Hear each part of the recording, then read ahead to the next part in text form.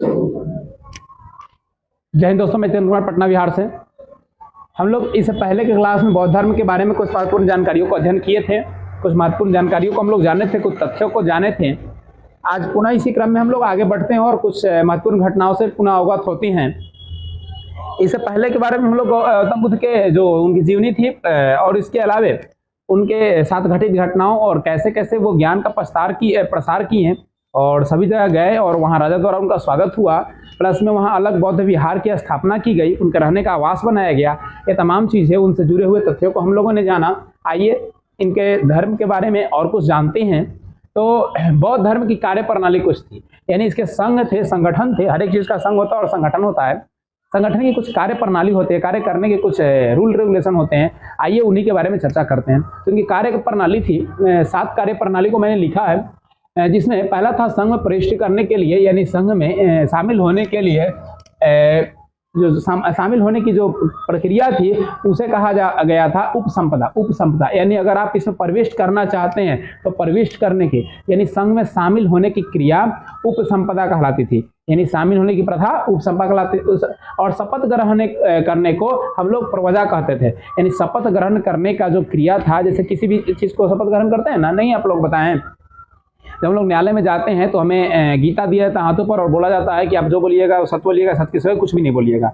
यानी वो एक तरह का शपथ ग्रहण है। हम लोग किसी बातों में छोटी बातों में कसम खा लेते हैं किसी का, या कहते हैं कि नहीं ऐसा नहीं हुआ था, हमको पूरा विश्वास है, ये चीज़ें शपथ ग्रहण करते हैं, है ना। तो वैसे ही शपथ ग्रहण करना है कि बौद्ध धर्म को आप मान रहे हैं तो शपथ ग्रहण करने की क्रिया प्रवजा कहलाती है, और उस संघ में शामिल होने की क्रिया क्या कहलाती है, तो उपसंपदा कहलाती है। कुछ कुछ चीज़ों के लिए मनाही थी, वर्जित था कि वैसे लोग इसमें संघ में शामिल नहीं हो सकते हैं। कौन से लोग? जो कह रहा है कि अल्प वयस्क हैं। अल्प वयस्क कहने का मतलब है कि जो 14 साल के हैं, 10 साल के हैं, 8 साल के हैं, 6 साल के हैं, वैसे लोगों को अल्प वयस्क कहा गया है। वैसे लोग जो हैं इसमें शामिल नहीं हो सकते थे। हाँ, तो अल्प वयस्क कहने का तात्पर्य है कि वैसे लोग जिनकी व्यस्तता, यानी कहने का मतलब है कि उनके अंदर सोच समृद्धि का विकास नहीं हुआ है, यानी परिपक्व नहीं हुआ है। सीधी सी भाषा में परिपक्व नहीं हुआ है, यानी अंडर 18 जो लोग हैं 18 वर्ष से नीचे के, वो कहलाते हैं अल्प वयस्क, है ना। उसे वयस्क नहीं कह सकते, 18 से प्लस है तो वयस्क। जैसे मताधिकार का होता है अधिकार, हमें शादी विवाह करने का लड़कियों का उम्र सीमा 18 साल है, पुरुषों में 21 वर्ष है।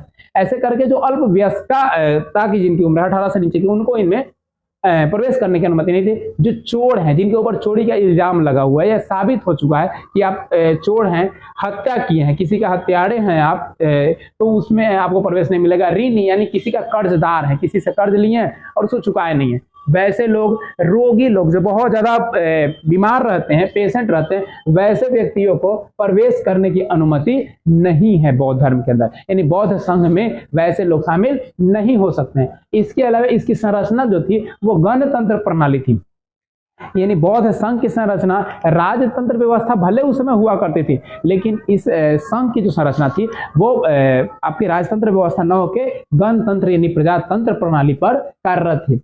संघ का वर्णन की व्यवस्था जाति व्यवस्था का विरोध, यानी संघ वर्ण व्यवस्था और जाति व्यवस्था का विरोध करता था। वर्ण व्यवस्था क्या हो जाएगा? वर्ण व्यवस्था आपको मैंने बताया था कि ऋग वेद के तहत 4 प्रकार के वर्ण व्यवस्थाओं की चर्चा की गई है, ब्राह्मण, क्षत्रिय, वैश्य और शूद्र। वैसे ही वो था कर्म के आधार पर वर्ण व्यवस्था, लेकिन अथर्ववेद में अथर्व ऋषि द्वारा इसे कर्म के आधार पर न करके जन्म के आधार पर कर दिया गया। यानी अगर आप ब्राह्मण के घर में जन्म लेते तो ब्राह्मण ही है, क्षत्रिय के घर में तो क्षत्रिय, वैश्य है तो वैश्य। चाहे आप कितना भी खराब काम क्यों न कीजिए, आप अगर उस कुल में जन्म ले लिए हैं जिस कुल में, उसी के नाम से जाना जाएगा, या कितना भी अच्छा काम कर लीजिएगा तो आपको उसी कुल के नाम से जाना जाएगा। ये अथर्ववेद के अनुसार वर्ण व्यवस्था था। और जाति व्यवस्था, ऊंच नीच, गरीब अमीर जो व्यवस्था है, उस चीज़ों को यहाँ विरोध किया गया है। इसी कारण से ज़्यादातर लोग, जैसे मैंने पहले आप लोग को वैदिक युग में पढ़ाया था, है ना, उससे पहले सिंधु घाटी सभ्यता के बारे में पढ़ाया था। वैदिक युग के बाद हम लोग आगे गए थे ये ऋग वैदिक, उत्तर वैदिक युग में। उसके बाद महाजनपद पढ़े थे, महाजनपद के बाद हम लोग जैन धर्म पढ़े थे। सब में कहीं ना कहीं कुछ कुरीतियां जो धीरे धीरे दूर होता आया। जैन धर्म में शूद्रों को भी अधिकार मिला, लेकिन महिलाओं को उतना अधिकार नहीं मिला जितना मिलना चाहिए था। लेकिन बौद्ध धर्म में आने पर महिलाओं को, शूद्रों को, यानी वर्ण व्यवस्था ही समाप्त हो गई, जाति व्यवस्था ही समाप्त हो गई, यानी सभी को समान रूप से देखा गया। तो काफ़ी ये फला फूला मतलब अच्छी चीज़ कही जाए तो रही। संघ की बैठक जो होती थी वो पूर्णिमा और अमावस्या को होता था। पूर्णिमा और अमावस्या हर एक महीने में जो आते हैं, उसी डेट में संघ की बैठक की जाती थी, यानी क्या विचार विमर्श किया जाता था, क्या संघ में होना चाहिए, क्या नहीं होना चाहिए, कहाँ कौन चीज़ों पर ध्यान देनी चाहिए। देखिए किसी भी चीज़ को अगर विकास करना चाहते हैं तो मंथन करना बहुत जरूरी है, और मंथन एक इंसान नहीं कर सकता है। मंथन करने के लिए बहुत सारे लोग होते हैं, क्योंकि हर इंसान सब कुछ नहीं जानता है, लेकिन सब लोग कुछ ना कुछ जरूर जानता है, तो और कुछ ना कुछ मिलके बहुत कुछ हो जाता है। तो इसीलिए संघ सम्मेलन वगैरह होता है, ताकि अपनी वक्तव्यों को, अपनी बातों को, अपनी मंतव्यों को लोगों के सामने रखे, अपने मार्गों को लोगों के सामने रखे, ताकि उसे सोच समझ कर पहल करके एक नया रास्ता, एक नया आयाम और एक नई दिशा दी जाए। फिर कह रहा है कि बौद्ध धर्म में सबसे पवित्र त्योहार जो होता था वैशाख में पूर्णिमा। वैशाख के पूर्णिमा का नाम आप लोग सुने होंगे। वैशाख का पूर्णिमा मनाया जाता है जयंती के रूप में, है ना, गौतम बुद्ध जयंती के रूप में वैशाख का पूर्णिमा को रूप में मनाया जाता है। पवित्र त्योहार है, जिस दिन उनकी ज्ञान की प्राप्ति हुई थी वैशाख के पूर्णिमा के दिन, उसे उनके बर्थडे के रूप में मनाया जाता है। काफी धूमधाम से लोग इसे सेलिब्रेट करते हैं, भारत ही नहीं बल्कि अन्य देशों में भी। अब देखिए गौतम बुद्ध के जो अनुयायी थे वो दो भागों में थे, एक भिक्षुक एक उपासक। भिक्षुक यानी भिक्षा मांगकर अपनी उपासना करते थे, यानी जीवन व्यतीत करते थे। एक उपासक यानी पारिवारिक जीवन में रहकर बौद्ध धर्म को पालन करते थे। यानी भिक्षुक लोग जिनका घर परिवार से कोई मतलब नहीं है, वो आश्रमों में रहते थे और भिक्षा मांग मांग के अपना जीवन व्यतीत करते थे। आप लोग देखे होंगे गौतम बुद्ध को ये कटोरा लिए हुए हाथों में क्या करते थे, लोगों से भिक्षा मांगते थे, पात्र में भिक्षा मांगते थे और उसी से जीवन गुजर बसर करते थे। वैसे ही बहुत सारे उनके भिक्षुक अनुयायी थे, और कुछ अनुयायी थे उपासक जो ब्रह्मचर्य जीवन को न पालन करके वो गृहस्थ जीवन में थे, घर परिवार सबको देखते हुए भी बौद्ध धर्म के जो गुण थे उनको अपने अंदर धारण किया करते थे। तो ये सभी थे इनके कुछ प्रमुख तथ्य। इसके अलावा हम सम्मेलन की चर्चा करते हैं। बौद्ध सम्मेलन जैसे जैन संगति भी हुआ था, आप लोगों को पता होगा, मैंने बताया था पिछले क्लास में, जो नहीं देखे थे देख लीजिएगा वीडियो। जैन संगति हुई थी। जैन संगति क्यों किया गया? जब गौतम बुद्ध की ये जैन धर्म के संस्थापक महावीर स्वामी, मतलब वास्तविक संस्थापक कहा जाए, संस्थापक तो आपके ऋषभदेव थे, वास्तविक संस्थापक की बात कही जाए तो वो थे आपके महावीर स्वामी। जब उनकी मृत्यु हो गई थी, मृत्यु होने के पश्चात जैन धर्म के विस्तार के लिए समय समय पर सम्मेलन किए गए। दो सम्मेलन हुए थे, एक 300 ईसा पूर्व में और एक 6ठी शताब्दी में। वैसे ही बौद्ध धर्म में भी इनके मृत्यु के पश्चात 4 सम्मेलन किए गए समय समय पर इसके विकास के लिए। पहला सम्मेलन किया गया राजगृह में। राजगृह अपना विहार वाला है ना, सतपनी की पहाड़ गुफा है, सतपनी की गुफा है, उस गुफा के अंदर लोगों ने मीटिंग किया था। और कब किया था? 483 ईसा पूर्व। 483 ईसा पूर्व में पहली बौद्ध संगति हुई, जिसमें राजा कौन थे? उस काल के राजा थे अजातशत्रु। उस समय के शासक कौन थे? अजातशत्रु। उस स्थान के अध्यक्ष किन्हें बनाया गया इस सभा का? देखिए कोई भी सभा होता है तो अध्यक्ष, उपाध्यक्ष, कोषाध्यक्ष ऐसे करके चयन किया जाता है कोई भी संगठन का। वैसे ही कोई मीटिंग होती है तो उसके अध्यक्ष चुने जाते हैं। तो उस समय जो सम्मेलन हुआ, सम्मेलन के जो अध्यक्ष थे वो महाकश्यप जी थे। उस सम्मेलन का परिणाम क्या हुआ? उस सम्मेलन में काम क्या हुआ? तो काम क्या हुआ? सुत्त पिटक और विनय पिटक, सुत्त पिटक और विनय पिटक नाम की पुस्तक का संकलन हुआ। इन 2 प्रकार की पुस्तकें लिखी गई। पूछता है सुत्त पिटक की रचना किस बौद्ध संगति में हुई? तो आपके प्रथम बौद्ध संगति में हुई, जो कि 483 ईसा पूर्व में हुई, और आपके अजातशत्रु के शासनकाल में हुई। अध्यक्षता किसने किया? तो महाकश्यप ने किया। और विनय पिटक, सुत्त पिटक और विनय पिटक दोनों की सेम चीजें हैं। दूसरा है वैशाली। दूसरा कहाँ हुआ? वैशाली में हुआ, ठीक 100 वर्षों बाद, 383, 100 वर्ष बाद 383 ईसा पूर्व में। उस समय के राजा जो थे वो कालाशोक थे। कौन थे? कालाशोक थे। और अध्यक्ष जी जो थे वो सभाकामी थे। अध्यक्ष कौन थे? सभाकामी थे। और गौतम बुद्ध की जो मतलब कार्य प्रणाली थी, इस मीटिंग के बाद क्या हुआ? उसमें जो अध्यक्ष थे सभाकामी, उनके थ्रू बौद्ध संघ में कह रहा है कि महासंगीतियों को विभाजन किया गया। यानी जो भी स्थायित्व जो उसमें थी संगीतियाँ वगैरह, उन संगीतियों को क्या किया? महासंगीति की विभाजन की गई थी। यानी उनके कार्य करने की पद्धति को क्या किया गया? यहाँ पर विभाजन किया गया। पाटलिपुत्रा में तीसरी संगीति हुई, जो कि 250 ईसा पूर्व में हुआ। 250 ईसा पूर्व में, कहेंगे 255 भी दे देता है, कहीं के 255 भी देता है, तो 250 ऐसे था अशोक के शासनकाल में। कब हुए? महान सम्राट अशोक के नाम आप लोग सुने होंगे। महान सम्राट अशोक के शासनकाल में तीसरी बौद्ध संगीति जो कि पाटलिपुत्रा में हुई। और उस समय कौन थे उसके अध्यक्ष? मोगलीपुत्र तीस थे। मोगलीपुत्र तीस थे तीसरी बौद्ध संगीति के, जिसमें अभिधम्म पिटक नाम की पुस्तक की रचना हुई। अभिधम्म पिटक नाम की पुस्तक की रचना आपके तीसरे बौद्ध संगीति में हुई, जो कि पूछता है अक्सर उस समय के राजा कौन थे? तो महान सम्राट अशोक थे। अध्यक्ष कौन थे? तो मोगलीपुत्र थे। और कहाँ हुआ? तो पाटलिपुत्रा में हुआ। पाटलिपुत्रा यानी पटना में हुआ। चौथी जो बौद्ध संगीति हुई, ये कुंडल वन में हुआ। मैंने बताया था आपको महावीर स्वामी के जन्म कुंडल ग्राम में हुआ था, वैशाली, कुंडल ग्राम वैशाली। लेकिन यहाँ क्या है? कुंडल वन है ना। यहाँ कुंडल 1 है तो ये कहाँ हो जाएगा, कश्मीर हो जाएगा। कब हुआ, 102 ईसा में, ईस्वी में हुआ। ये क्या हुआ है, ईस्वी में हुआ, 102 ईस्वी में हुआ है। ये कौन थे उस समय के शासक, कनिष्क थे। कनिष्क, कनिष्क का नाम आप लोग सुने होंगे, कैलेंडर चलाए थे कनिष्क, है ना।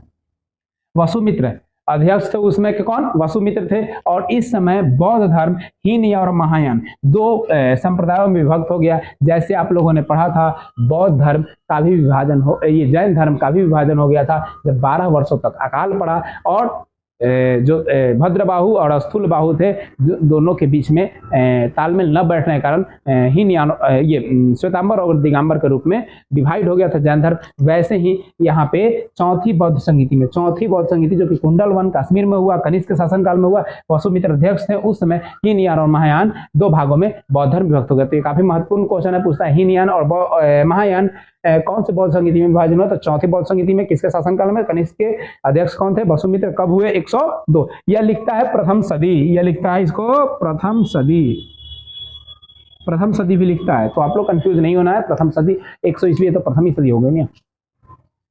अब देखिए हीनयान का अर्थ क्या होता है, हीनयान में क्या होता है, तो हीनयान में कह रहा है कि महात्मा बुद्ध के उपदेशों को बिना कोई परिवर्तन किए हुए, यानी कोई परिवर्तन नहीं करके उसी का विस्तार में चर्चा किया जाता है। यानी हीनयान के मानने वाले लोग same to same Gautam Buddha जो उपदेश दिए उसी उपदेश को पालन करते हैं और लोगों को बताते हैं, वो क्या कहलाता है, हीनयान कहलाता है। लेकिन महायान में क्या होता है, महायान में आधुनिक परिवर्तन किया गया, यानी आधुनिक समय को देखते हुए जो चीज है मांग जरूरी है, धर्म में जो परिवर्तन करना है वो परिवर्तन करके महायान के अंतर्गत क्या किया गया, लागू किया गया। और महायान ही आगे चलकर, महायान ही आगे चलकर वज्रयान बन गया। क्या बन गया, वज्रयान बन गया। और देखिए महायान को देखा जाए तो महायान तक तो सही था, कोई दिक्कत नहीं था, लेकिन महायान से जैसे ही वज्रयान बना तो वज्रयान ही गौतम बुद्ध के बौद्ध धर्म के पतन का प्रमुख कारण बना। क्यों कारण बना, देखिए कोई भी चीज को जब तक आप जैसे धर्म को ही हम लोग मानते हैं, कोई भी धर्म कोई भगवान को मानता है तो डर होता है। अगर कुछ जैसे हमारे यहाँ छठ पूजा सबसे प्रमाणिक है बिहार की, तो छठ पूजा में हम लोग क्या करते हैं, सूर्य देव की पूजा करते हैं। सूर्य एक तारा है लेकिन फिर भी भगवान के स्वरूप में उनको माना जाता है और सूर्यदेव की पूजा करते हैं। ठीक है, सबसे नेक और कहा जाता है कि अच्छी सोच और अच्छे मनसा और विचार से ये पर्व का पालन किया जाता है और सभी लोग इसमें कोऑपरेट करते हैं, चाहे घर के परिवार हो, दुकानदार हो या कोई भी हो। काफ़ी मतलब कहा तो दिल्ली इच्छा से इसकी पूजा करते हैं सूर्य भगवान की आप लोग, हम लोग। तो जो आस्था है ना, आस्था उसमें कुछ नियम कानून, उन नियमों को फॉलो करना होता है। ठीक है, लेकिन वैसे ही जैसे कि बौद्ध धर्म में महायान जब तक था उसको फॉलो किया जाता था, लेकिन बाद में इसमें से जो नया धर्म निकल के आया वज्रयान, वज्रयान में काफी कुरीतियां आ गई। कुरीतियां कहने का मतलब है कि जो चीजें नहीं होनी चाहिए थी धर्म में वो चीजें आ गई। जैसे कि मूर्ति पूजा, मूर्ति पूजा का हमेशा विरोध किया गया है गौतम बुद्ध के द्वारा, है ना। कर्मकांड का विरोध किया गया है, भगवान का विरोध किया गया है ना, ये सब चीजों को विरोध किया गया है। लेकिन उनके बनने के बाद उन्हीं के धर्म में से धर्म डिवाइड होकर आता है और मूर्ति पूजा को लोग मानना शुरू कर देते हैं। इसके बाद मद्यपान करना शुरू करते हैं, दारू शराब नशा ये सब चीजें पीना लोग शुरू करते हैं। इसके अलावा वैश्यावृत्ति, वैश्यावृत्ति कहने का मतलब है कि वैसी महिलाओं की संगति में जो कि महिला एक के साथ नहीं बल्कि बहुत सारे लोगों के साथ सो सकती है, वैसी महिलाओं के साथ लोग रहना पसंद करना शुरू कर दिए, यानी वैश्यावृत्ति उसको कही जाती है। वैसी चीजें आने से बौद्ध धर्म के ब्रजयान का पतन हुआ और ब्रजयान के पतन होने से बौद्ध धर्म पे काफी परिवर्तन हुआ, काफी मतलब उसका प्रभाव पड़ा। और कुरीतियां आ जाती है जब ना, तो पूरे साम्राज्य को, अगर आपके एक पौधा रोपे हुआ और पौधा का एक डांट टूट के अगर गिरता है तो कहीं ना कहीं उस पौधा को भी जो पौधा पहले से देखने में कितना अच्छा सुंदर दिखता है तो कहीं ना कहीं बेढप दिखने लगता है। वही चीज है बौद्ध धर्म में, जो एक छोटा सा ये वज्रयान आया, वज्रयान की वजह से जो कुरीतियां आई उसका काफी प्रभाव बौद्ध धर्म पे पड़ा। हम लोग बौद्ध धर्म के पतन के बारे में भी आगे चर्चा करेंगे, लेकिन अभी जो महत्वपूर्ण विषय हैं, जो टॉपिक हैं, उन पर हम लोग चर्चा करते हैं, अगले क्लास में वो भी चर्चा कर लेंगे। अगला है चीन और थाईलैंड। चीन और थाईलैंड का नाम हम लोग सुने होंगे, है ना। थाईलैंड, चीन और थाईलैंड, बौद्ध धर्म बहुत ज्यादा वहाँ प्रचलन है। वहाँ के लोग जो मानते हैं वज्रयान शाखा को ही मानते हैं। वज्रयान थाईलैंड में जाता है ना मसाज वगैरह करवाने के लिए, है ना। और चाइना को देख ही रहे कैसा रहता है, सब टेंट टाट सब रहता है ना, आम चाव करित रहता है, सब जिंदे जिंदे खाते रहता है सामान सब, है ना।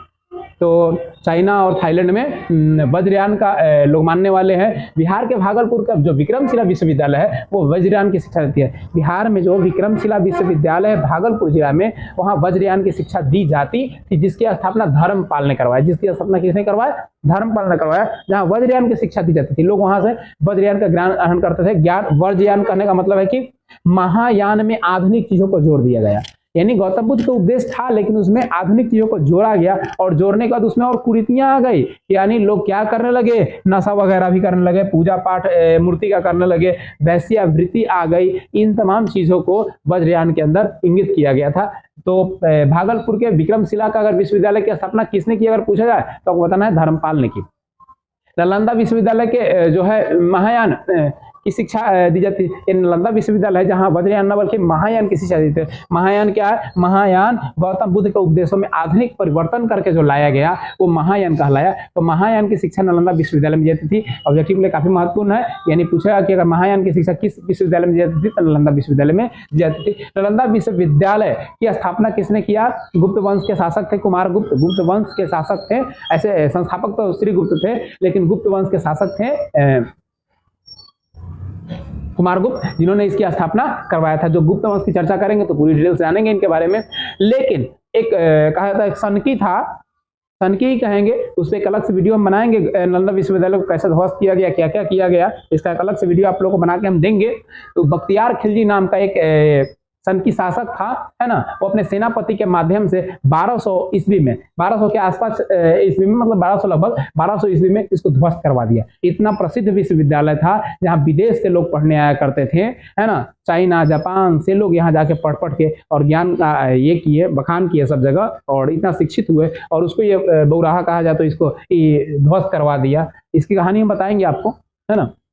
उदंतपुरी विश्वविद्यालय महायान शिक्षा के लिए जानी जाती है। उदंतपुरी विश्वविद्यालय के नाम सुने होंगे, वो भी महायान शिक्षा के लिए जानी जाती है, जिसकी स्थापना पाल वंश के संस्थापक है गोपाल, पाल वंश के संस्थापक गोपाल, उन्होंने इसकी स्थापना करवाई थी। सारनाथ की भूमि को स्पर्श इस तरह से मूर्ति है। सारनाथ में एक भूमि है, देखिए लिटा हुआ है, बिल्कुल गौतम बुद्ध की मूर्ति है, इसकी प्रतिमा बनाई गई थी सारनाथ में। और बुद्ध की खड़ी मूर्ति जो है ये कुषाण काल में, जितनी खड़ी मूर्तियां आप देखते हैं ना वो सब कुषाण काल में बनाई गई मूर्तियां हैं। कुषाण काल में, यानी कुषाण वंश का ऐसा शासन काल था, उन कुषाण कालों में चला है। सतपल और कुषाण के बारे में हम चर्चा करने वाले हैं आगे। और गौतम बुद्ध को देवता का स्थान कनिष्क के शासनकाल मिला, यानी गौतम बुद्ध को पहले भगवान नहीं बल्कि एक आध्यात्मिक पुरुष माना गया था कि जिन्हें ज्ञान की प्राप्ति है, एक आध्यात्मिक पुरुष हैं, लेकिन इनको भगवान का जो दर्जा दिया गया वो कनिष्क के शासनकाल में दिया जाएगा। ये पूछ सकता है आपसे प्रश्न कि किसके शासनकाल में गौतम बुद्ध को भगवान का स्थान दिया गया, तो आपको कनिष्क के शासनकाल में, ठीक है। भारत में सबसे पहले मानव की जो प्रतिमा मिली है जिसकी पूजा की गई है, सुनिएगा इस प्रश्न ये टॉपिक को, भारत में जो सबसे पहला मूर्ति मिला है जिसकी पूजा की गई है वो गौतम बुद्ध की मूर्ति है। भारत में सबसे पहले पूजा की जाने वाली अगर कोई मूर्ति है तो गौतम बुद्ध की है, न कि किन्हीं भगवान की है। यानी सबसे पहले इसका प्रमाण है, सबसे पहले पूजा की गई है तो किनका? गौतम बुद्ध की प्रतिमा की पूजा की गई है। बुद्ध की 80 फीट की प्रतिमा बोधगया में जो लगी हुई है, देखिए ये प्रतिमा है, ये जापानियों के द्वारा बनाई गई। इस प्रतिमा को जापानी लोग बनाया है, जापानी तकनीकी द्वारा बनाया गया है। बुद्ध की प्रथम मूर्ति शैली मथुरा शैली, और जो मतलब सबसे पहले जो मूर्ति बनी थी गौतम बुद्ध की वो मथुरा शैली से बनी थी, और बाद में जो बहुत सारी मूर्तियां बनाई गई वो गंधार शैली से। गंधार शैली और मथुरा शैली मूर्ति बनाने की कला है। एक छोटा सा वीडियो क्लिप आपको हम बना के दे देंगे गंधार शैली और मथुरा शैली पे, पहचान सकते हैं कि कौन सा गंधार शैली का है कौन सा मथुरा शैली का है। तो गंधार शैली और मथुरा शैली जो क्या है, मूर्ति बनाने की कला है। विश्व में सबसे बड़ा बौद्ध मठ जो है वो है पोतला महल। पोतला महल है लहासा में, तिब्बत। पोतला महल लहासा तिब्बत में है, जहां गौतम बुद्ध की सबसे बड़ी बौद्ध मठ है, सबसे बड़ी बौद्ध मठ है जो कि तिब्बत में है। तिब्बत ऐसे पूरा भी तिब्बत के बारे में जानते हैं आप लोग। दलाई लामा वहाँ के क्या हैं, दलाई लामा वहाँ के बौद्ध एक समझाए तो गुरु हैं, जिनको चाइना अक्सर टॉर्चर करते रहता है। वो अक्सर भारत में आते हैं, भारतीय लोगों से मिलते हैं, भारत की सरकार से मिलते हैं। और दूसरा जो है वो है तवांग मठ, तवांग मठ है अरुणाचल प्रदेश में। यानी अगर देखा है तो विश्व का सबसे बड़ा बौद्ध मठ पोतला मठ है लहासा तिब्बत में, और दूसरा जो है वो है तवांग मठ अरुणाचल प्रदेश में, यानी भारत में है। बौद्ध धर्म का शब्दकोश महाविभाषा सूत्र को, महाविभाषा सूत्र यानी शब्दकोश यानी डिक्शनरी यानी बौद्ध धर्म का डिक्शनरी कहा जाता है। महाविभाषक सूत्र को कहा जाता है, एक पुस्तक है ना। बौद्ध धर्म के मानने वाले प्रमुख कुछ राजा लोग थे, जैसे महान सम्राट अशोक काफी चर्चित हैं। कनिष्क, देखिए कनिष्क जो है एक महायान को मानने वाले हैं, बाकी लोग हीनयान को मानने वाले हैं, ठीक है। तो कनिष्क महायान को मानने वाले हैं। नागार्जुन, अश्वघोष, वसुमित्र ऐसे कुछ प्रमुख शासक थे जिन लोगों ने बौद्ध धर्म को माना और काफी विस्तार किया। जिसमें से देखिए कभी भी महान सम्राट अशोक ने बौद्ध धर्म को राजकीय धर्म नहीं माना। अगर इन्हें ऐसे ही नहीं महान सम्राट अशोक कहा जाता है, इनके बारे में बहुत सारे ऐसी चीजें हैं जो कि इनकी स्पेशलिटी को दिखाती है, इनकी खासियत को दिखाती है, और इसी की वजह से इन्हें महान सम्राट अशोक कहा जाता है। इन्होंने सभी धर्मों को समान अवसर दिया, भले बौद्ध धर्म को माने, है ना, क्यों माने, कलिग युद्ध के बाद माने, किस लिए माने, इसकी दास्तान पहले से ही यूट्यूब पर अपलोड है, मेरे आप प्ले लिस्ट में जाके देखिएगा तो आपको मिलेगा। सम्राट अशोक की जयंती पे मैंने एक वीडियो बनाया था, उसमें सारी चीज़ों को बताया हूँ। अगर देख लेते हैं तो अच्छी बात है, नहीं तो जब मैं मौर्य वंश का पढ़ाऊंगा तो मौर्य वंश के शासनकाल के दौरान आपको मैं महान सम्राट अशोक के सारे कृत्यों को बताऊंगा। इन्होंने धर्म के प्रचार के लिए कभी किसी पर थोपे नहीं कि आपको बौद्ध धर्म ही मानना है, अपनी स्वेच्छा मानिए, नहीं मानना मत मानिए, जबरदस्ती कभी नहीं किए। अपनी पुत्री को और पुत्र को, पुत्री का नाम था इनका संघमित्रा और पुत्र का नाम था महेंद्र, इन दोनों को भेजे थे श्रीलंका कि जाइए लोगों को इस धर्म के बारे में जानकारी दीजिए, जो स्वेच्छाचारी रूप से मानना चाहते हैं उन्हें मानने के लिए कहिए, जो नहीं मानना चाहते उन्हें जबरदस्ती मत कीजिए, क्योंकि एक धर्म था, एक मार्ग था, एक अच्छा रास्ता था जहां किसी के साथ भेदभाव नहीं किया गया था और काफी चीजें खासियत थी जिसको माना गया। आगे चल के मैं बताऊंगा इसके पतन का क्या कारण था, कौन कौन सी समस्याओं के कारण इसका पतन हो गया, इसकी चर्चा हम लोग अगले वीडियो में करेंगे। तो पुनः मिलते हैं अगले वीडियो में कुछ और महत्वपूर्ण तथ्य जानकारियों को लेके। अगले मंथ से मैं प्रयास करूंगा क्लास का और टाइमिंग लॉन्ग करने का, काफी गर्मी वगैरह है जिस वजह से काफी परेशानियां हो जा रही हैं, तो मैं प्रयास करूंगा क्लास के और लॉन्ग टाइम करे, और साथ में 2 सब्जेक्ट को एक दिन कैप्चर करने का प्रयास करूंगा। इसके लिए मैं तटस्थ हूं और हमेशा प्रयासरत कर रहा हूं कि ये चीज़ें जल्दी लाऊं, लेकिन कुछ समस्याओं के कारण बीच में बाधा उत्पन्न हो रही है, लेकिन प्रयास करेंगे बहुत जल्दी ही आप लोगों से रूबरू हो 2 क्लास में 2 सब्जेक्ट लेकर। तो मिलते हैं फिर अगले वीडियो में नई कुछ जानकारियां के साथ। जय हिंद, जय भारत, जय संविधान।